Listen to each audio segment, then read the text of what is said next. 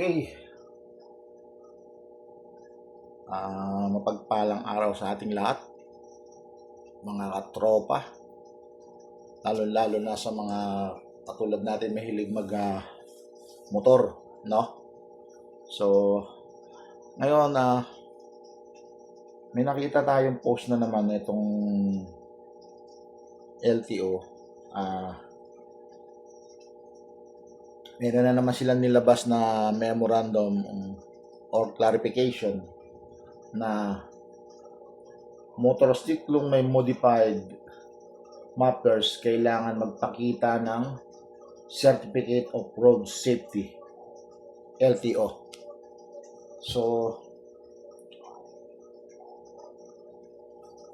itong memorandum na nilabas nilang to, parang medyo may konting pag-uusapan na naman dito at may pagtatalunan na naman dito. Siyempre, nilabas to, unang-unang tatamaan dito tayo mga nagmamotor. Tayo mga gumagamit ng daily use bilang transport natin sa pang-araw-araw nating paghahanap buhay o kung saan man tayo pupunta, gamit natin motor. Tayo ang unang-unang tatamaan dito. Yan ang unang-unang magiging epekto niyan. Pangalawa, gagawin na namang basihan niya ng mga enforcer natin na kulang sa kaalaman na ipatupad yung tama. Instead na ipatupad yung tama, gagawin na naman nilang pang-aabuso sa mga motorista yan. So, dihado na naman tayo pagdating sa laban na yan.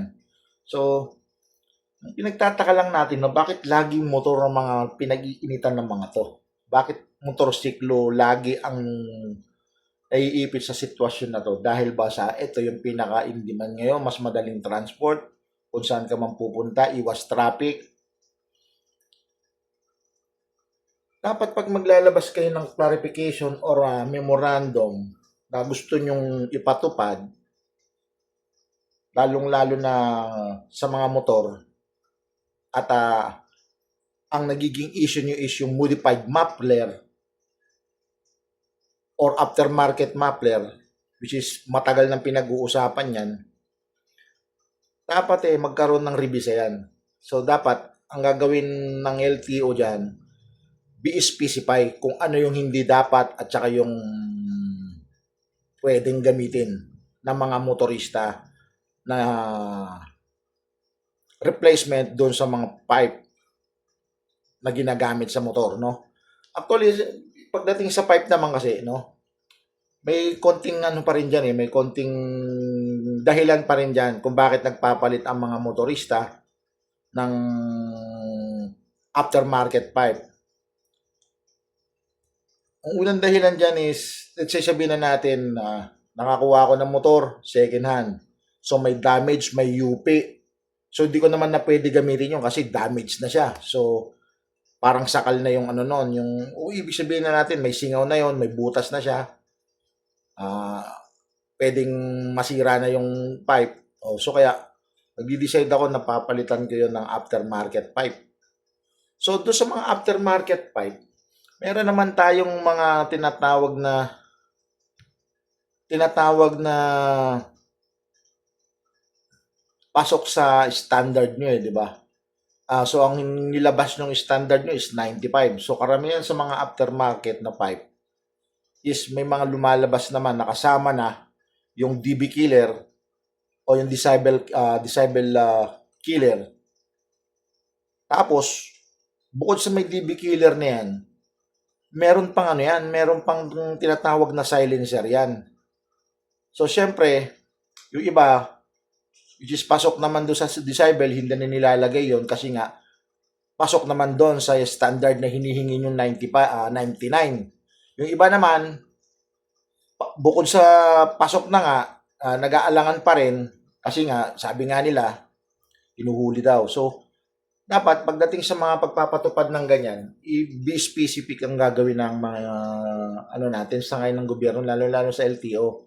Shout out naman mga natin sa LTO, lalo-lalo na yung nagpapatupad ng batas na yan. Dapat be specified naman para hindi naman masyadong masyadong dehado yung mga motorista, which is sabihin na natin talagang dehadong-dehado na sa laban kasi laging motor ang napag-iinitan.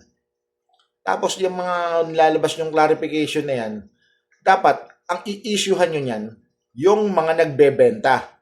Naglabas kayo ng clarification yan, marami na nakabili ng muffler, ng aftermarket muffler. So sa mga aftermarket muffler kasi talagang hindi naman lahat mahingay. O let's say sabihin na natin hindi tayo pare-pares ng rhythm ng pandinig. Yung iba gusto lang yung maganda yung tunog ng pipe. At maganda rin yung disenyo ng pipe. Kasi kung ikukumpara mo nga naman sa stock pipe yan, napakabigat nung stock pipe. Ganun na rin yung sa dagdag timbang na rin sa motor yon. So nakaka-apekto rin sa parang syempre kayo rin naman nagbumotor din kayo, di ba? Alam niyo na yung kung saan maganda sa paningin nyo, kung saan kayo mas komportable, kung ano yung mas makakaganda. Kumbaga, kanya-kanya ng estilo ang mga ang gumagamit niyan eh. Kanya-kanya tayo ng estilo, di ba? Kanya-kanya tayo ng gusto. So, pagdating sa aftermarket pipe lagi na lang na pag-uusapan yan. Yung iba naman hindi naiintindihan yung modification. Matagal na nga pinaliwanag ni Colonel Busita yung modification sa pipe na aftermarket. Kapag ang aftermarket pipe binili mo wala kang binago, hindi mo pinutol, o wala kang dinugtong, o wala kang dinagdag, walang modification dun, replacement. Pero kapag may binago ka, may pinutol ka, o may dinagdag ka, o pinakalkal mo, yan yung modification. So parang alinaw-linaw naman ang ibig niyang sabihin doon, di ba? Tapos pagdating sa mga tropa naman natin na gumagamit ng aftermarket pipe, ito, talaga ito, malinaw to. Talaga sabihin na natin may pasaway talaga, may mga makukulit talaga. Let's say sabihin natin may mga makukulit talaga ng mga tropa natin na mahilig din sa motor, no? So which is passion naman talaga yan. Gumagamit sila ng mga hindi naman talaga kaya-ayang pakinggan no? Talagang masyado ng disturbance, so loud na masyado ng loud pipe, kumbaga disturbance na sa mga kapitbahay. So, yun ang dapat na binibigyan ng yun ang mga dapat binibigyan ng clarification. Pagdating sa mga pang-show na motor, dapat yung mga muffler na ganon, hindi ginagamit sa pang-public. Pang-show lang yon. So, hindi nilalagay sa motor yon para pan-daily use kasi maingay talaga yon. So, kapit bahay mo mabubulabog, kasarapan ng tulog mabubulabog ng dahil doon. Pati yung mga natutulog na mahabang panahon sa ilalim ng lupa, kapag binomba mo yon, talagang napakalakas nun. Bulabog, pati yung mga natutulog sa ilalim ng lupa nun na matagal ng panahon, mabubulabog doon, madidistorbo mo. Yung mga tinatawag niyan, yung mga dying pipe, yung mga iba pa, yung mga tie concept na talagang ginagamit sa show, yun talaga maingay talaga yon. Talagang legit na maingay yon. So, yung mga aftermarket pipe naman na nakukuha natin online, na may mga DB killers naman, may mga silencer, at saka pasok sa decibels meters.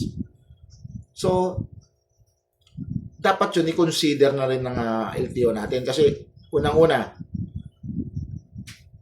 pagdating sa mga issue ng mga motor, dito lang sa Pilipinas ang napakaraming batas na umiiral na talagang hindi natin maintindihan kung bakit batas na pinapatupad na ang lagi na didihado yung mga maliliit. Di ba? So, real talk lang naman yan, no? Pero, dapat, pagdating sa ganyan, yung mga clarification na ganyan, be specified ang ilalabas ninyo. Ilabas ninyo kung ano yung pwede at saka hindi pwedeng gamitin ng mga motorista. Para at least alam na ng mga motorista yung mga gagamitin na pasok sa standard rules na pinapatupad ninyo. Kasi itong nilabas nyo na to, na memorandum na to, na clarification na to, gagamitin na naman ng mga enforcer to bilang basihan nila para manghuli na naman ng mga motorista. Gagawin na naman nila yan kasi nga merong memorandum. Gagamitin nilang basihan yan para mga abuso na naman. So, laging ang motor ang lagi na lang naiipit pagdating sa mga ganyan. Alam naman natin talaga totoo. may disadvantage saka advantage ang may maingay na muffler. Yung disadvantage ng muffler na maingay is nakakabulabog ka sa mga kapitbahay mo na nagpapahinga na, tapos dadaan ka doon na either trip mo lang dumaan doon tapos bobomba ka ng bobomba, eh ang tawag doon, pasaway ka na talaga ron. Pero kung dadaan ka lang doon at smooth naman yung takbo mo na hindi ka mambubulabog, ay walang problema ron. Pero kung dadaan ka doon sa kapitbahay mo na bobomba ka ng bobomba, eh, talagang mabubulabog, magagalit sa'yo kahit sino.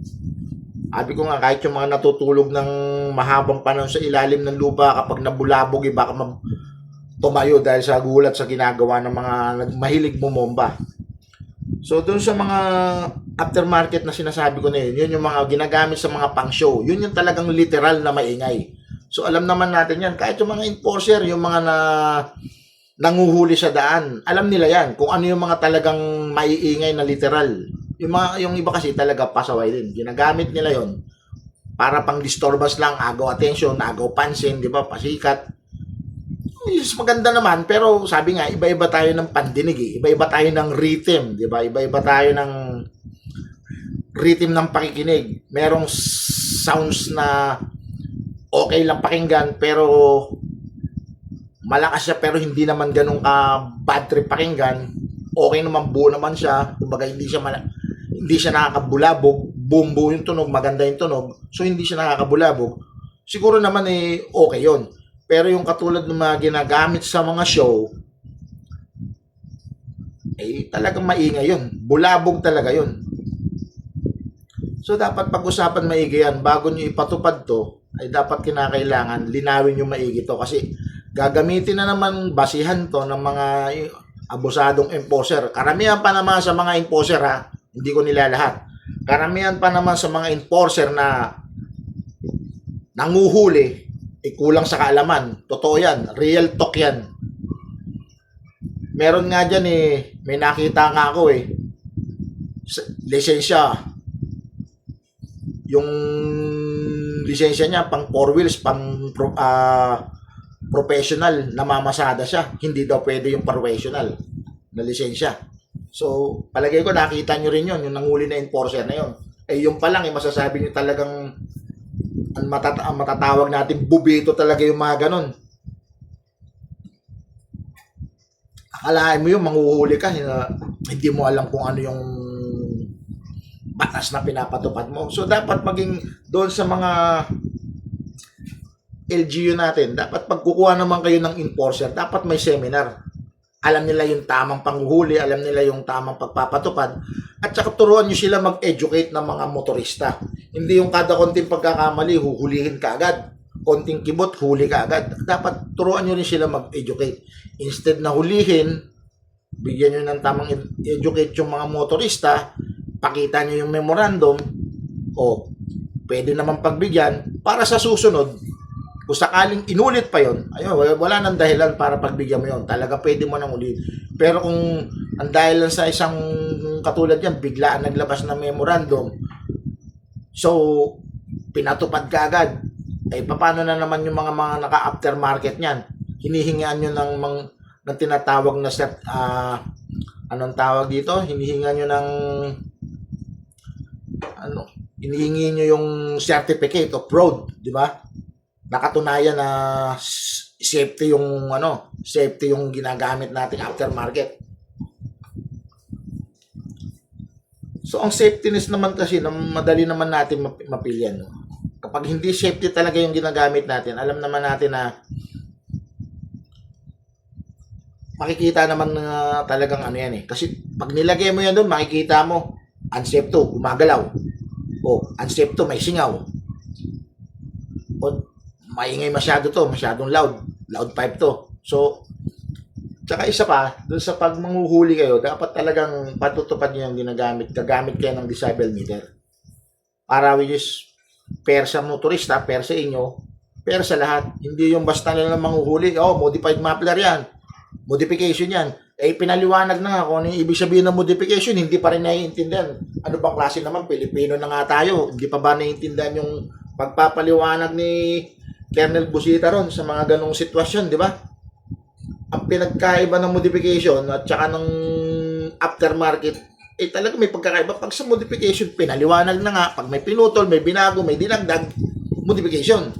Pero pag pinalitan mo buo, wala kang binago, kasi nga may damage yung pipe mo, or may butas yung pipe mo, pinalitan mo ng aftermarket, walang modification ito. Replacement, di ba? So, kaya minsan talaga makikita natin dito kasi ang magiging diado na naman dito talaga yung mga motorista. Laging motorista lang ang naapektuhan dito, lalo na yung mga gumagamit ng motor sa pang-araw-araw na pagpasok sa trabaho, pang daily use, di ba? Apektado dito kasi unang-una, ito, nakalagay dito sa ano nila na yan, under LTO Memorandum Circular. Tama, circular. Number 2020-2240 PMBIC are required to measure exhaust noise level with the allowable limit set at 99 decibels. So, ibig sabihin, may sinusunod kayo o may pinapatupad kayo sa standard na gusto nyo. So, 99 yung decibels. So, kapag ang aftermarket pipe na pumasok dun sa standard na hinihingi nyo, siguro naman pre na yun. Pero kung hahanapan nyo pa ng certification, ay hindi problema ng ano yun, ng bumili ng aftermarket yun. Kasi dapat kapag naglabas kayo ng ganyan, issuehan nyo yung mga nagbebenta. Kasi yung mga nakabila na, late kayo nagbigay ng clarification para sa panibagong impose ng batas na yan. Tapos, ang mangyayari ngayon, yung mga nakagamit na ng aftermarket pipe, madadali na yan kasi meron kayong memorandum. Dapat, yung bagong rules na ipapatupad nyo na yan, yung clarification yan, na kailangan ng lahat ng mga aftermarket pipe na bibilin sa market, may nakalagay na safety at saka certificate. Tapos, accredited siya ng DOTR. Di ba? Para yun. Pair na pair yun. Pair sa inyo, pair sa government, pair sa motorista, at saka ipapasa yun sa inyo or itetest yun na kayo mismo magtetest na yung binebenta ng mga market owners na mga gumagawa ng market ng mga mufflers na yan is pasa dyan sa standard na hinihingi nyo. So, pag i-issue kayo sa kanila ng certification, sila ang bahalang mag-ano nun, para pag binili ng mga customers yun, may kasama ng certification. Hindi yung customer ay yung nakabili na, pakukuhanin nyo pa. So, dapat yun, i-require yun sa mga owners. Hindi yung mga consumers. Kasi, bumili yan after nung nilabas nyo yung clarification na yan, kinakailangan may certification, para may mali naman yata doon mga sir, di ba? Dapat yun, pag naglabas kayo ng memorandum na ganyan, be-specified nyo na rin. I-specify nyo na kung ano yung hindi pwede, ano yung pwede. Let's say, sabihin na natin ito, bibigyan ko na lang din kayo ng sample dyan. Yung talagang masasabi natin napaka-loud pipe, yung mga ginagamit sa show. Baka yung naririnig nyo ng mga ginagamit sa public, lalong-lalo na yung mga naka-set up, yung mga talagang ginagawang pang motor show na inira-rides lang, ano lang sa mga streets, pinang-re-race lang sa streets, talagang literal na maingay yun. Kasi ang mga nakalagay na mga muffler doon is yung pang show, katulad ng mga dying, mga tie pipe, mga naka-open pipe talaga yung mga yan. Pero sabi nga lahat naman ng pipe open din. Pag nakasarado yan, wala. Hindi maganda takbo ng sasakyan, di ba? So, yun yung mga naka-open pipe, yung mga ganun, yung mga loud pipe talaga. Kaya nga may mga competition na ganun, yung mga maiingay. So, yung iba, ginagamit yun para gamitin yun in public, para maka-agaw attention. So, usually naman talaga yun. Kumbaga, pang-aabuso na yun kasi disturbance na rin sa mga kapitbahay. Miski ako, hindi naman ako pabor sa ganun. Pero yung aftermarket na may mga tinatawag na silencer or kahit na walang silencer, pasok naman sa decibel na hinihingi nyo, bakit huhulihin nyo pa? pasok naman pala doon sa standard. Nakalagay doon sa memorandum nyo, kapag walang certification, i-apprehend pa rin. Parang may mali naman, di ba? Ay para saan pa yung hiningi yung requirements na 1997 kung pagdating sa measurement pumasa tapos makikita walang certification, di uhulihin nyo pa rin. Di kawawa naman yung mga motorista natin doon, mga sir, di ba? Which is dapat ipatupad natin ng tama. Sabi nga ni Colonel Busita, ipatupad natin ng tama, gawin natin ng tama, magserbisyo tayo ng tama sa publiko. Kasi serbisyong publiko ang kailangan, hindi perwisyong publiko. So alam naman natin yung mga pasaway, yun talaga. Wala na akong ano doon. Wala na akong masasabi sa mga yun, pasaway kayo na bahalang gumawa ng decision sa mga yun. Kaya ko, di ko sila pwedeng desisyonan. Kayo ang mahuhuli. Kung nakita nyo yung pipe nila na talagang loud pipe masyado, bahala na kayo. Basta gumamit kayo ng decibel meter. Huwag yung tenga lang ang gagamitin. Kasi kung yung tenga lang ang gagamitin, parang walang basehan yon. Parang may mali pa rin. Kasi kailangan gumamit tayo ng kung ano yung standard na panguhuli, ng measurement.